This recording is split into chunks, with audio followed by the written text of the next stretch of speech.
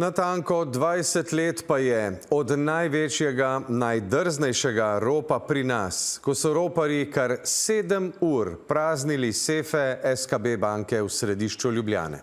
Ukradenih milijonov zlata, dragih kamnov niso nikoli našli. Prav tako vse do danes niso odkrili vseh vpletenih roparjev. Urša Vrečar. Malo pred 11. uro zvečer moški najavi svoj prihod v sefe SKB na Bavarskem dvoru. Vstopita dva moška v poslovnih oblekah z lasuljo, umetnimi brki, oborožena. Varnostnika zvežeta z vrvjo, onesposobita alarm, zakrijeta varnostne kamere.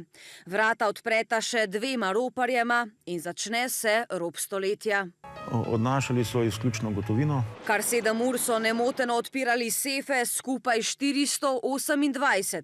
7 minut po njihovem odhodu, ura je že 6 zjutraj, se varnostnika osvobodita in pokličeta policijo.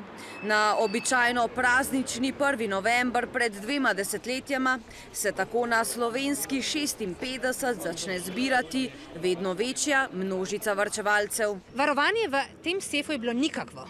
Kadar si prišel, so bili vse odprto, gospodje so brali časopise, jedli pico. Kriminalistična preiskava je tekla. Policija nadaljuje z intenzivnim preiskovanjem. Še intenzivno poteka. In ko je že kazalo, da so se roparji uspeli izogniti roki pravice, policija kar 6 let in pol po ropu sporoči.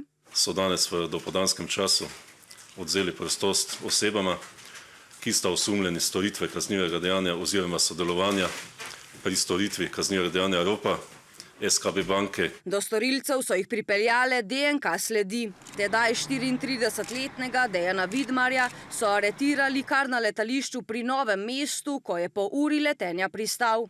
Ob njem na zatožni klopi se je znašel še Sašo Nose, varnostnik, ki je tisti večer roparja spustil skozi vrata SKB. Se mi zdi to moralno zadoščenje za vse tisto, kar smo prenašali v tistih mesecih, zasliševanja kriminalistov, iskanja svojih predmetov. Oba sta bila obsojena na 15 in 14 let zapora. Vpleteni pa so bili domnevno še vsaj 3 osumljeni, ki jih policija ni sledila. Skorajda desetletje kasneje pa zgodba SKB ropa dobi krvav preobrat. Konec junija 2014 v Ljubljani ugrabijo dolgoletno partnerico Dejana Vidmarja. Jo zvlečejo v gozd, privežejo na drevo in mučijo skoraj 10 ur. Prepričani so, da ve, kje so skriti SKB milijoni.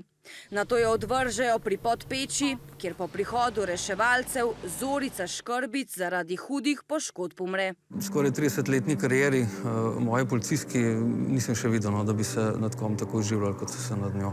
3 moške je policija izsledila v manj kot pol leta, obsojeni so bili na večletne zaporne kazni.